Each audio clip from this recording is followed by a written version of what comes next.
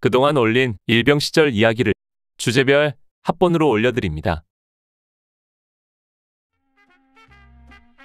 나의 일병 시절 191번째 이야기. 휴가병과 마장동 터미널의 추억 1. 휴가 이야기를 마치면서 그 당시 내가 직접 들었던 마장동 터미널에서의 추억담 한 가지를 소개할까 합니다. 강원도 쪽에서 군대 생활한 사람들에게 마장동 시외버스 터미널은 추억의 장소임에 틀림없습니다. 경춘선 기차를 타고 오가지 않으면 휴가 나올 때나 또 귀대할 때, 그리고 전역하여 고향으로 돌아갈 때도 마장동 시외버스를 반드시 거쳐야 했기 때문이지요. 앞서 첫 휴가 이야기 때에도 언급했지만 휴가 나올 때는 버스에서 내리자마자 줄다름으로 터미널을 빠져나왔기 때문에 마장동 터미널에 대해서 자세히 보거나 생각할 틈이 없었습니다. 그러나 복귀할 때는 달랐습니다. 아무래도 부대에 여유롭게 복귀하기 위해 대부분 병사들은 좀 빠르게 터미널에 도착하기 마련입니다. 우리들이 타고 갈 양구행 버스는 배차 간격이 2시간씩 되다 보니 터미널에서 한두 시간의 여유가 있었습니다. 만약 복귀 시간에 충분한 여유가 있다면 차 한 대를 거르고 서너 시간까지 여유 시간을 만들 수도 있었습니다. 이렇듯 휴가에서 복귀하는 군인들을 유혹하는 손길들이 마장동 주변에 즐비했습니다. 휴가를 갈 때는 부대에서 달랑 교통비 정도만 받아 나오기 때문에 돈이 없지만 복귀할 때는 집에서 용돈을 받아 지갑이 두둑하기 때문에 그것을 노리는 손길들이 있는 것입니다.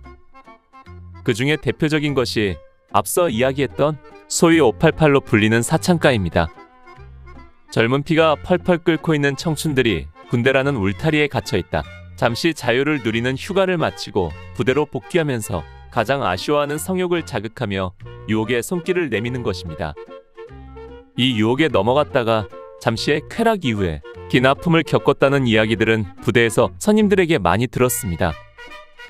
휴가를 출발할 때도 부대에서 588에는 절대 들르지 말라고 교육을 통해 당부했었습니다.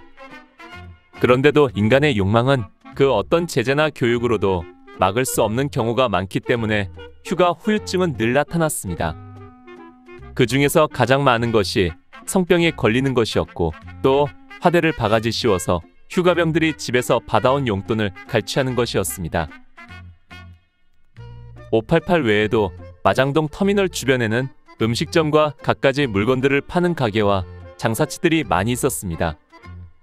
이렇듯 휴가병과 마장동 터미널은 때려야 뗄 수 없는 관계이다 보니 그 사이에 많은 이야깃거리가 회자되었고 입에서 입으로 전해오는 전설 같은 이야기들도 많았습니다.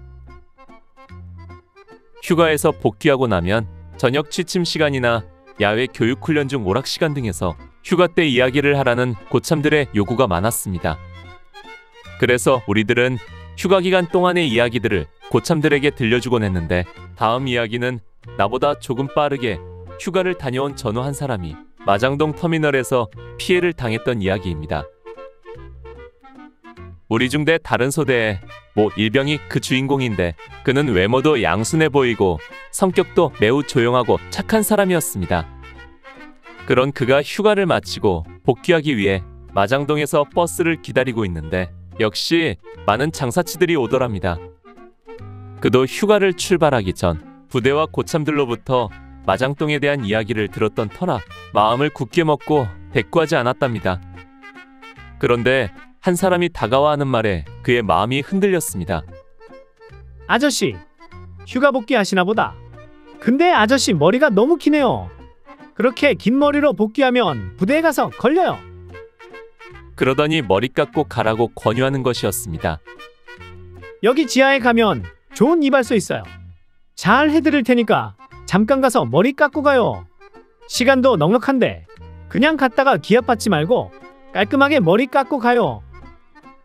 그렇지 않아도 복귀하기 전에 머리를 깎으려고 했는데 정신없이 지내다 보니 휴가가 끝났고 그것이 내심 불안한 마음으로 있던 터였습니다. 그 마음을 알기라도 하듯이 다가와서 하는 그 호객꾼의 이야기를 듣자 그의 마음에 불안감이 확 밀려왔습니다. 괜히 긴 머리로 부대에 복귀했다가 두발 불량으로 지적당하면 어떻게 될까 하는 두려움이 몰려든 것이지요. 그래도 휴가 전부터 마장동 터미널에 대해 들은 말들이 있어서 머뭇거리고 있는 그에게 그 사람은 다시 유혹을 했습니다. 아저씨, 걱정할 것 없어요. 비대하는 휴가병들 대부분이 우리 이발소에서 머리 깎고 들어가요. 시간도 넉넉한데 괜히 긴 머리로 들어갔다가 지적당하지 말고 이발하세요. 정말 잘해드립니다.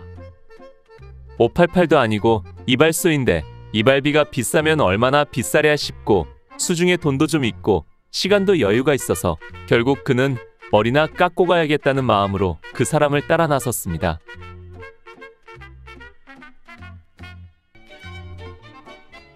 나의 일병 시절 192번째 이야기. 휴가병과 마장동 터미널의 추억. 2. 휴가에서 복귀하던 모 일병이 마장동 터미널에서 양구행 버스를 기다리고 있을 때 호객꾼 한 사람이 다가와 그의 머리가 긴 것을 보고 이발을 하고 가라고 부추겼습니다. 그러면서 긴 머리로 부대 복귀했다가 불이익을 당할 수 있다며 은근히 겁까지 주면서 잘해줄 테니 걱정하지 말고 이발하고 가라고 유혹했습니다. 결국 그 일병은 이발소 호객꾼의 꿰매 넘어가 그 호객꾼을 따라 지하에 있는 이발소로 내려갔습니다. 이발소로 들어가니 그를 맞이한 것은 짧은 치마를 입은 아가씨들이었습니다. 어서 오세요. 군인 아저씨, 이발하고 가시게요? 잘해드릴게요. 이리로 들어오세요.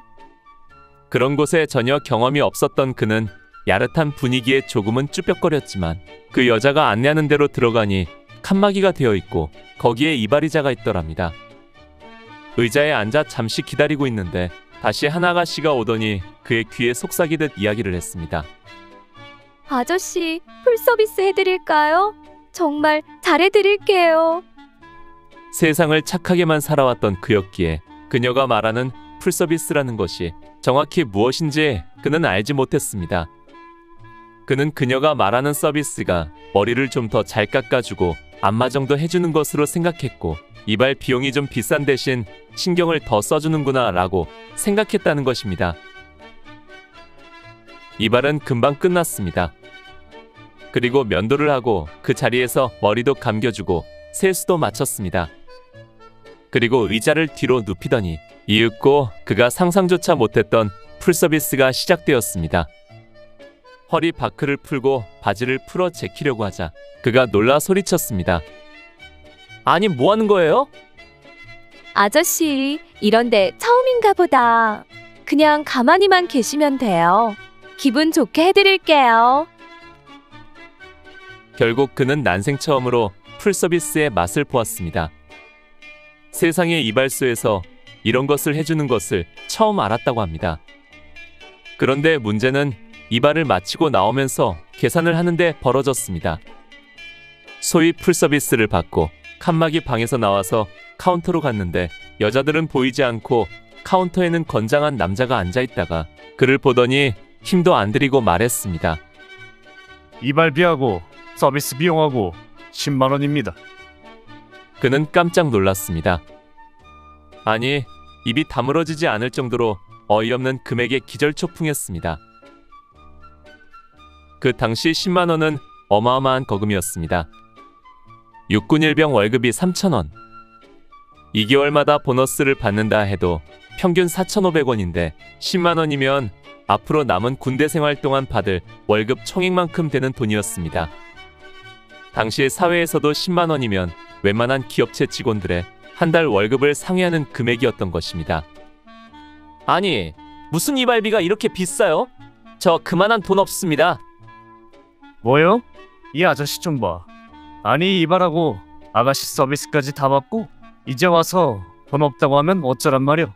이 양반 큰일 날 사람이네. 갑자기 험악해진 분위기에 그는 어쩔 줄 모르며 사정하기 시작했습니다.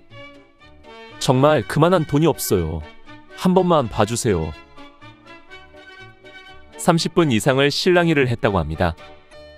카운터 남자는 그를 어르고 윽박지르며 다그쳤고 그는 사정도 하고 애원도 했지만 결국에는 지갑을 꺼내 그 속에 있는 돈 모두를 빼앗길 수밖에 없었다는 것입니다. 시간은 자꾸 흘러가고 잘못하다가는 부대 복귀 시간도 놓칠 것 같았기 때문입니다.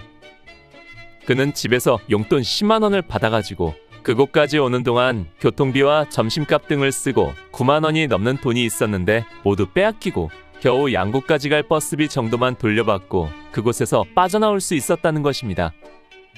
정말 비싼 수업료를 내고 세상을 배운 것이었습니다. 물론 그가 사람이 양순하고 착하기 때문에 그리고 세상 물정이 어둡기 때문에 당한 것이겠지만 그러나 그 당시 마장동 터미널 주변 사창가나 가게 그리고 장사꾼들에게 피해를 당한 사람은 아마 많을 것입니다. 물건을 팔러 온 장사꾼들과 가격을 흥정하다가 맞지 않아서 안 산다고 하니까 시비를 걸고 협박해서 결국 물건을 샀다는 이야기도 심심찮게 들을 수 있었던 시절이었습니다. 지금은 사라진 옛날 풍속도의 한 장면입니다.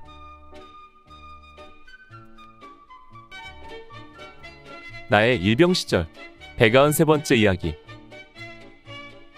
위문편지 이야기. 위문편지하면 모두에게 한두 가지 이상의 추억이 있을 것입니다. 학창 시절에는 위문편지를 쓰는 입장에서 또 군인 시절에는 위문편지를 받는 입장에서 여러 가지 추억담이 있겠죠. 나도 학생 시절에 매년 위문편지를 썼지만 단 한 번도 답장을 받아본 적은 없습니다. 그 이유는 나중에 내가 군 생활하면서 확실히 알게 되었습니다. 남자들만 모여있는 군대에서 남학생이 쓴 편지는 거의 읽혀지지도 않는다는 것, 그러니 답장 같은 것은 기대할 수도 없는 것이었습니다. 초등학교 시절 처음으로 위문편지를 썼을 때의 기억이 납니다. 4학년 때였던 것 같은데 선생님께서 엽서를 한 장씩 나눠주시고 군인 아저씨들께 편지를 쓰라고 하셨는데 모두들 무슨 말을 써야 할지 몰라 망설이고 있었습니다. 그때 내가 남들보다 조금 나은 장문 실력으로 편지를 쓰자 모두들 우르르 몰려들어 내 편지를 대충 베끼기 시작했습니다. 그럭저럭 엽서를 써서 선생님께 제출했는데 그날 종례 시간에 그 엽서들을 다시 들고 오셔서 막대기로 교탁을 탁 치시더니 말씀하시더군요. 너희들 이 편지 다 보고 베꼈지? 모두들 할 말이 없었습니다. 그런데 그 다음 이어지는 선생님 말씀에 나는 정말 경악을 금치 못했습니다. 그런데 이 편지는 군인 아저씨들께 쓴 편지가 아니다. 너희들은 다 죽은 사람한테 위문 편지를 썼다. 의아해하는 우리들을 향해 선생님은 말씀하셨습니다. 편지 끝 인사에 명복을 빕니다 라고 썼는데 그건 죽은 사람에게 하는 인사란 말이다. 이럴 수가. 정말 나는 그 당시 명복이라는 말이 죽은 사람에게만 하는 말인 줄 몰랐습니다. 그저 고상하고 좋은 인사말이라 생각하고 썼는데 그걸 다른 아이들도 그대로 따라 썼던 것입니다. 그날 우리는 지우개로 열심히 지우고 인사말을 고친 다음 다시 제출해야 했습니다. 이렇게 무지 정성 들여 편지를 보냈는데도 답장은 없었습니다. 나는 군인이 된 지 1년이 되도록 위문편지를 받아보지 못했습니다. 지난해 12월 8일에 입대하여 연말연시를 훈련병으로 보내다 보니 위문편지가 훈련병인 우리들에게까지는 전달되지 않았던 것입니다. 그리고 1년이 지난 1981년 12월 말 첫 휴가를 마치고 부대로 복귀해보니 날마다 소대 내무반에는 위문편지가 쏟아져 들어오고 있었습니다. 그런데 말단 소총소대에 들어오는 위문편지는 대부분이 초등학생 편지이거나 또는 남학생들의 편지가 대부분이었습니다. 우리가 바라고 원하는 여고생들의 편지는 상급부대에서 모두 선별해서 가져가고 하급부대에는 별 영양가 없는 편지들만 내려오는 것입니다. 그나마 소대에 들어오는 편지도 고참들이 먼저 선별하여 여학생들이 쓴 것은 먼저 차지하고 졸병들은 정말 고등학교 남학생들의 편지나 만져볼 수 있었습니다. 그러다 보니 소대에 들어오는 편지 중의 대부분은 그대로 쓰레기통으로 직행하기 일쑤였습니다. 편지 나누기를 좋아하는 나는 될 수 있는 대로 많은 위문편지를 읽어보려고 했습니다. 그래서 시간 나는 대로 편지를 읽고 또 답장도 보냈습니다.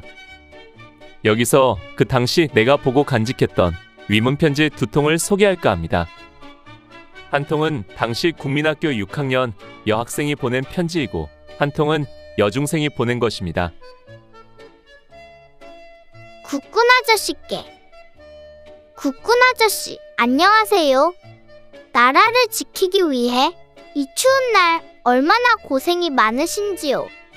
국군 아저씨들께서 나라를 지켜주시니까 저희들은 마음 놓고 편히 공부하고 뛰놀 수가 있어요. 저는 6학년 1반 이아무개라는 소녀예요.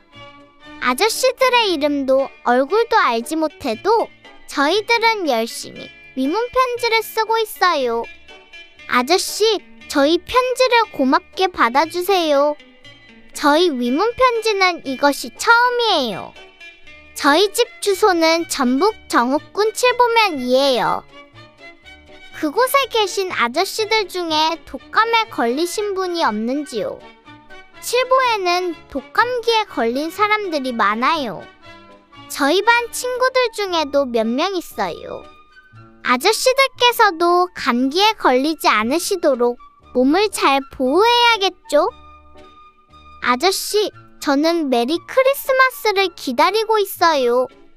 아저씨, 이번 크리스마스를 보람있게 지내셔요. 저는 6학년이니까 올해는 중학교에 들어갑니다. 아저씨들을 위해 열심히 공부하겠어요. 할 말은 많지만 이만 연필을 놓겠어요. 몸 조심하시고 더 열심히 지켜주시면 고맙겠습니다. 그럼 몸 건강하시고 안녕히 계셔요. 1981년 12월 16일 밤 아무개 올림. 아주 똑똑하고 야무진 초등학생의 위문 편지였습니다. 그의 다짐대로 아마 열심히 공부해서 훌륭한 사람이 되어 있을 것 같습니다. 또 그의 부탁대로 더 열심히 나라를 지키고 싶었습니다. 다음은 참 재미있는 양구여중 여학생의 편지입니다. 우리 부대에서 멀지 않은 곳에서 보낸 편지가 전달되었더군요. 스스로를 괴짜라고 소개하는 명랑쾌활한 여중생의 편지 감상해보세요. 안녕하세요. 가을 속에 파묻혔던 가을 이야기는 이제 가을 속에 처박아두고 겨울을 느끼게 하는 우리의 멋진 태평양 멸우치 선생님처럼 앙상 한 가지만 남아있는 겨울을 보게 되었어요. 저는 성질이 급하고 괴팍해서 편지를 쓸 때에는 의례 제 소개부터 하죠. 그래서 선생님께 항상 조심스런 행동을 하라는 말씀을 자주 듣곤 해요. 나는 우주, 태양계, 지구, 대한민국, 강원도, 양구군, 남면 창일리에 어엿한 권씨 집안의 막내딸로 태어난 몸으로 교훈도 멋진 진, 선, 미를 가진 학교에 다니고 있습니다. 그 이름은 양구 여자중학교. 저의 특징은 조용할 땐 레이건 대통령도 귀를 기울일 만큼 조용함. 특기는 달리기도 잘하지만 달리기를 좋아함. 신기록은 20초. 그리고 그 다음은 기타 등등. 그 다음은 오빠 상상에 맡기겠어요. 그리고 저는 문장 실력이 과히 좋지 못하여 편지를 쓸 때에는 윗줄에 한 줄, 가운데 세 줄, 끝에는 한 줄. 내 인생은 한 줄로 시작하여 한 줄로 끝나는 인생인지. 이번 편지가 반장이긴 하지만 그래도 가장 길게 쓴 것이죠. 여하튼 나는 괴짜이고 괴짜 선생님들을 비롯하여 괴짜 아이들만 모인 것 같아요. 이건 순전히 제 생각이지만 우리 학교 괴짜 선생님 별명이나 한번 읊어보죠. 첫째, 우리 담임 선생님. 마음이 하늘 플러스 바다를 해도 모자랄 정도로 마음이 넓어서 나와 같고. 두 번째로 영어 선생님. 앞에서 미리 나온 바와 같이 키도 꺽다리인데다가 보물섬의 해골처럼 삐쩍해서 태평양 멸우치이고. 셋째로는 이분은 여자분이신데 지금은 군대 갈 연습 중이고 별명은 대해지. 군대 3년 지나고 나면 좀 홀쭉해질까 하고 생각 중이죠. 그리고 과학 선생님은 드라큘라이고 교장 선생님은 사방을 아무리 둘러봐도 양말 벗으면 발가락이 보이지 않을 정도로 헤비급인데 저와 공통된 점이 좀 많은 편이죠. 제가 너무 주책을 떠는 게 아닌지 모르겠어요. 언제나 실수가 따르는 나인지라 국어 시간에 5번이나 걸려 산돌을 4개나 사야 되는 처지가 되어버렸어요. 지금 다 먹어버렸으면 좋겠는데. 이만 안녕히 계세요. 권아무개 올림. 정말 재미있죠? 위문 편지는 군대라는 특수한 상황에서만 받을 수 있는 것이기에 더 소중한 추억인 것 같습니다. 그 당시에는 이런 생각이 없었기에 그 수많은 편지들을 다 버리고 서너 통만 챙겼는데 지금 생각하면 아쉽기만 하네요.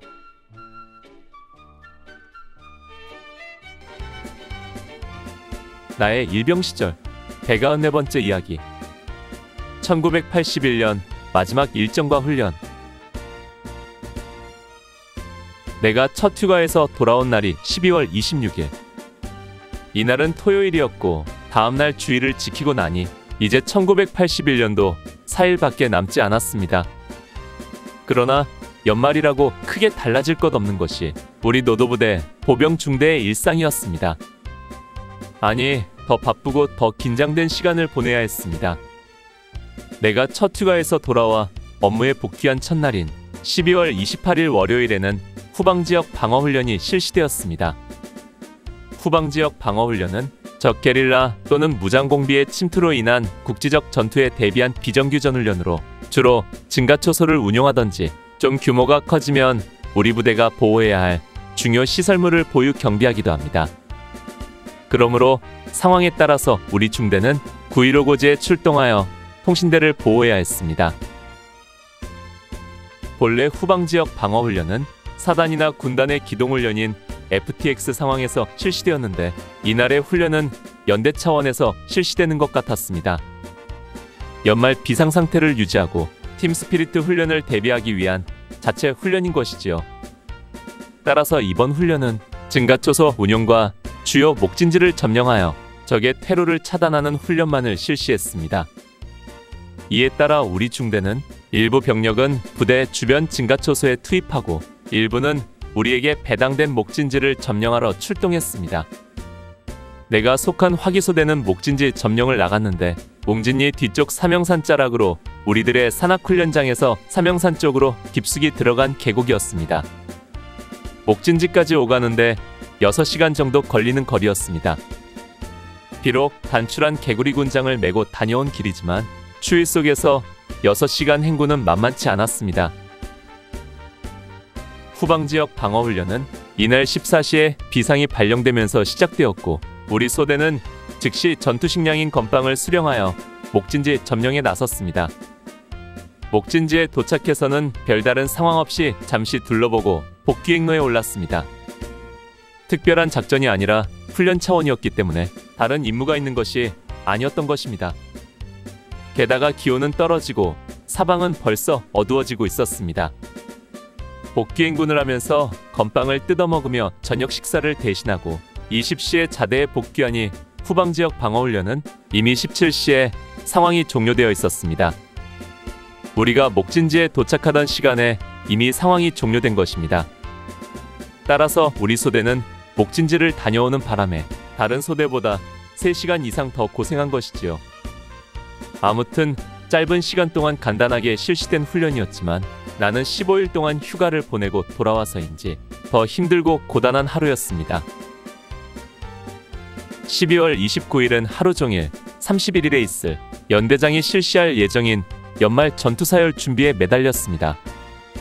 한마디로 말하면 한 해를 마무리하면서 부대 대청소를 실시하고 연대장 검사를 받는 것인데 이 준비가 장난이 아니었습니다. 아무튼 사소한 것 한 가지라도 지적사항이 나오면 대대장, 중대장, 소대장 등 줄줄이 곤욕을 치러야 하기 때문에 모두들 눈에 불을 켜고 독려하는 것입니다. 당시 대한민국 군인, 특히 우리 같은 교육사단 보병들은 총 잘 쏘고 전투 잘하는 것으로 끝이 아니라 일상생활에서 사소한 것까지도 완벽하게 준비하고 있어야 했습니다. 그러다 보니 지금 생각하면 전혀 비효율적인 일에 거의 목숨을 걸다시피 매달려야 했으니 관물정돈 같은 것이 대표적인 예입니다. 우리는 야전훈련이 많은 부대입니다. 한 달에 평균 2번 이상은 군장을 꾸려 출동하거나 야전 훈련을 실시합니다. 그때마다 내무반을 싹 비우고 물자 분류를 해서 모든 관물을 따블백에 넣고 창고에 들여놔야 합니다. 그런데 훈련에서 돌아와 영내 생활을 하게 되면 영락 없이 관물정돈을 해야 합니다. 그것도 훈련소 수준 이상으로 소위 FM대로 해야 하는 것입니다. 모든 피복류는 앞에 보이는 부분이 편지지 한 장 길이에 두께 2cm로 통일하여 각을 잡아 벽돌처럼 쌓아 놓았습니다. 전투복같이 크고 두꺼운 옷도, 그리고 러닝이나 팬티같이 작고 얇은 옷도, 두꺼운 수건도 얇은 손수건도 모두 같은 길이, 같은 두께로 맞춰야 했습니다. 크고 두꺼운 옷은 그런대로 맞추지만 얇고 작은 옷들은 두께 맞추기가 쉽지 않아 그 속에 편지지나 박스종이 같은 것을 끼워 넣어 맞춰야 합니다. 전투사열 준비는 크게 개인적인 준비와 소대와 중대 차원의 공동 준비로 나뉩니다. 개인 준비는 관물정돈과 소총, 기관총을 비롯한 화기, 대검, 수통, 철모 등 장구류와 군화 영내와 통일화 등을 정비 정리하는 것이고, 공동 준비는 소대 내무반 도색과 청소, 게시물 정리정돈, 식기와 공용비품의 세척 등이 있었습니다. 또한 중대에서도 이사종 창고 정리와 교보제와 비품 창고 정리, 중대 담당 화장실과 연병장, 대대 주변 청소 등 상급부대 준비도 도와줘야 합니다. 이 같은 전투사열 검사 준비를 29일 하루 온종일 실시했습니다. 그리고 저녁 때는 중대장의 예비검열도 있었습니다. 지난 6월에 제1군사령관 부대 방문을 위해 준비했을 때 연대장에게 피눈물 나는 경험을 했던 중대장인지라 평소 사병들을 배려하던 모습은 사라지고 이것저것 꼼꼼하게 살피며 지적을 했습니다. 그러다 보니 1981년을 보내는 마지막 순간까지 긴장하며 바쁜 시간을 보내야 했습니다.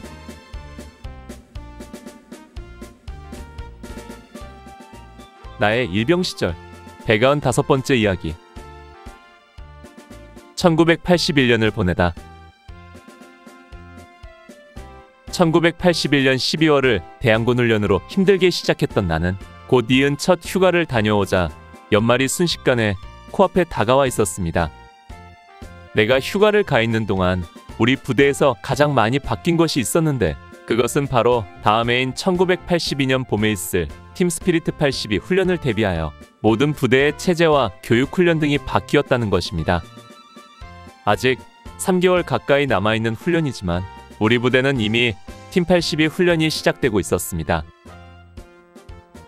1981년 12월 29일 당시 결산 시간에 소대장이 전달한 내용이 내 메모 수첩에 이렇게 기록되어 있습니다. 1. 모든 교육은 팀 스피리트 대비 예비훈련으로 실시한다. 2. 매일 5km 행군, 수요일과 토요일은 20km 행군을 실시한다. 3. 행군 중 수포성으로 다리를 절룩이는 사람은 입창 조치한다. 4. 31일 실시되는 연말 전투사열 검사에서 지적당하는 자는 즉시 입창 조치한다. 5. 입수보행을 방지하기 위해 바지, 호주머니를 봉하라. 즉, 팀 스피리트 82 훈련을 대비하기 위해 매일 5km 행군을 하고 또 일주일에 2번, 매주 수요일과 토요일에는 20km 행군을 실시하는데, 이때 발에 물집이 생겨 절룩이면 영창에 집어넣겠다는 이야기로 지금 생각하면 말도 안 되는 명령이 내려왔던 것입니다.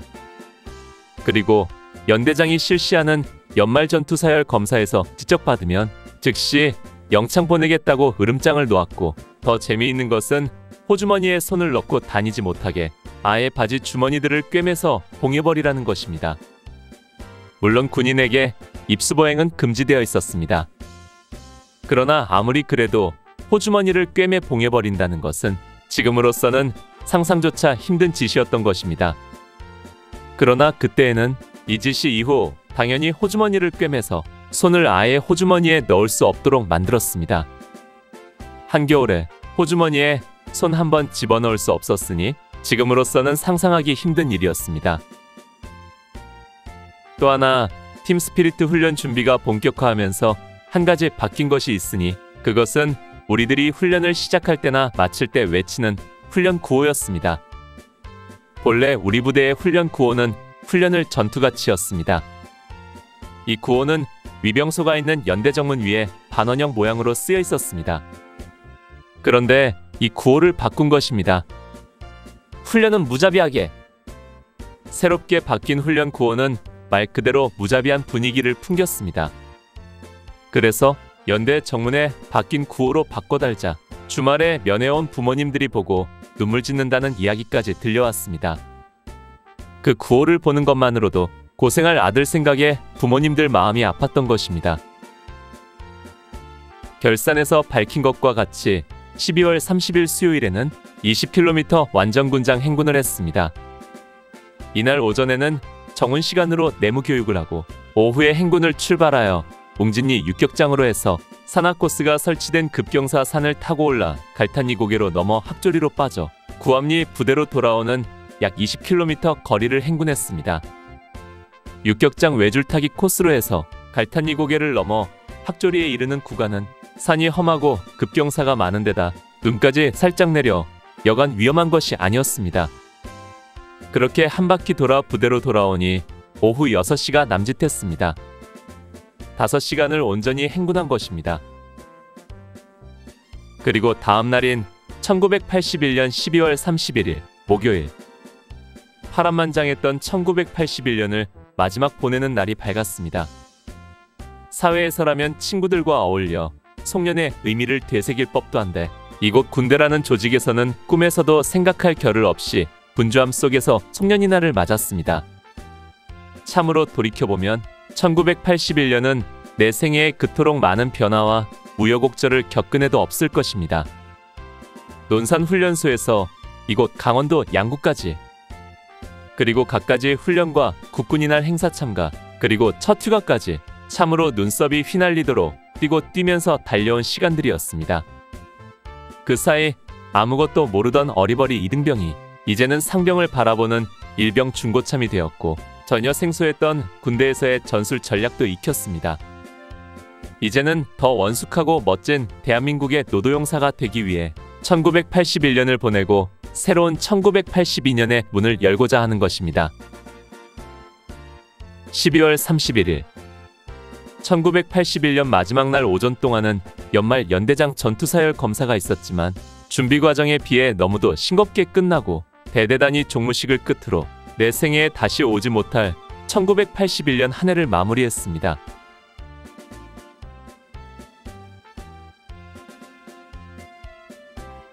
오늘 추억여행에 함께 해주셔서 감사합니다.